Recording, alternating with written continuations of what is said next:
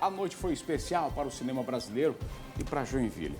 Aconteceu a avant-première do filme Uma Carta para Ferdinand, que conta um pouco da história da maior cidade catarinense e logo vai estrear em circuito nacional. E o longa-metragem foi exibido para convidados que saíram das salas de cinema curiosos para descobrir mais sobre o personagem principal e se o romance mostrado na telona foi mesmo verdade ou ficção. Nos corredores, público, atores, convidados, voluntários, muita expectativa e pipoca. Quem esteve presente também conseguiu tirar fotos com os atores do filme, que já está famoso antes mesmo de ser exibido. A pré-estreia para convidados lotou 2 salas de cinema. Cerca de 550 pessoas assistiram em primeira mão o resultado de muito trabalho.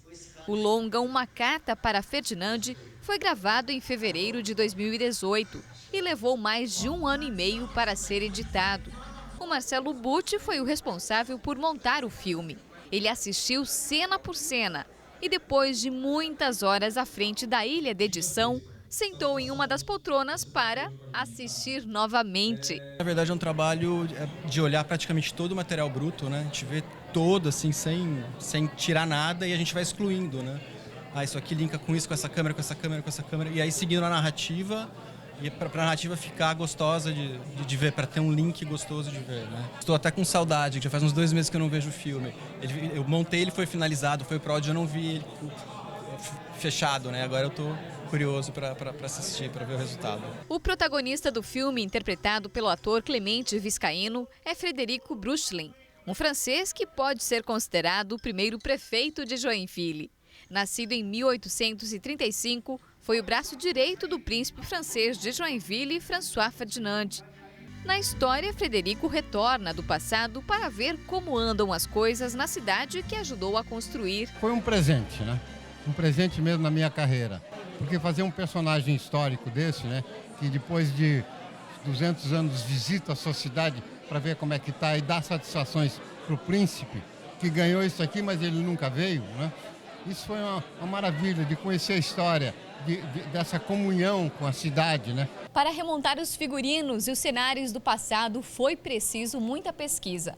E o figurinista Lucas David ficou com essa missão. Inclusive, esse traje aqui foi o que o Tunico iniciou o filme. Remonta um traje de uma pessoa simples que não tinha muitos recursos financeiros. Já esse guarda-chuva, essa sombrinha, acreditem, ela foi montada utilizando um pedaço de toalha de mesa. Criatividade que fez toda a diferença. Foi uma maravilha, né? O Tunico é um presente, porque é bom para o ator fazer papéis diferentes, né? Mas o Tunico, ele é um personagem ingênuo, autêntico, né? É como se ele tivesse nascido ontem, assim, né? Pela história. Então tudo é muito novidade para ele, né? Então é um desafio você fazer um personagem e eu acho que ficou bacana. Eu espero que as pessoas adorem. O longa de 1 hora e meia de duração foi gravado com câmeras de alta definição, tecnologia 4K e meio. O desafio foi recontar uma história do passado sem parar uma cidade. As cenas foram capturadas nas ruas de Joinville e nos locais em que o personagem viveu. A gente foi alterando, mexendo em detalhes de finalização do filme até ontem, domingo. E aí gravamos o último arquivo depois de termos assistido assim, o corte final, né, do filme para fazer o DCP, que é o formato que exibe no cinema, mas a gente nunca se contenta, a gente sempre acha que alguma coisa poderia ser melhor. A atriz Cristiana Oliveira interpretou a Mela, uma personagem que, conta a lenda, foi a paixão reprimida de Frederico, cujo amor nunca teve coragem de declarar. Pelo menos não até agora. Quando eu vi que era uma história sobre Joinville, né, uma história que iria ser ficção, mas baseada numa história real do que aconteceu aqui no século XIX, né, na fundação da colônia, né, eu achei a ideia muito bacana, o roteiro muito bacana, e aí eu topei na hora, assim. Agora um spoiler. O filme encerra com a cena onde tudo começou. Foi nesse cemitério histórico que Anderson Dresch teve o start de gravar um filme. Realmente existe historicamente um affair entre os dois. Não se sabe se isso realmente chegou a acontecer de fato, né? mas que existia essa paixão entre os dois, consta em livros e é dito isso, né? Então a gente brincou um pouco com essa história. Ela acabou se casando com o Július, né? Então não teve, e o Frederico foi um solteirão, né? Ele foi um cara que se dedicou praticamente a Joinville, a cidade, né? E a gente brincou com isso um pouquinho. Se a história esqueceu do Frederico Bruchlen, o cinema lembrou e fez jus à memória de um personagem que deixou contribuições importantes para a cidade. O público saiu daqui querendo saber mais e intrigado com a história do romance. Foi verdade ou ficção? Eu fiquei curiosa, na verdade. Eu quero pesquisar um pouco mais, tá? Porque eu não conhecia essa história aí. Joinville acaba de ser inserida no cenário nacional, né? Sai daquele eixo Rio-São Paulo, agora vem para o sul.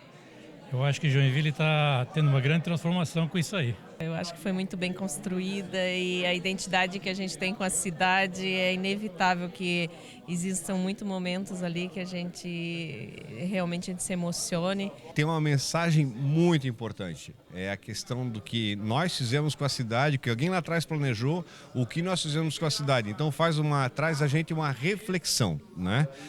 E isso é importante. Agora, muitos não conheciam a história do Frederico e agora estão curiosos, querendo saber mais sobre ele. Alguma previsão de abertura do Museu do Imigrante?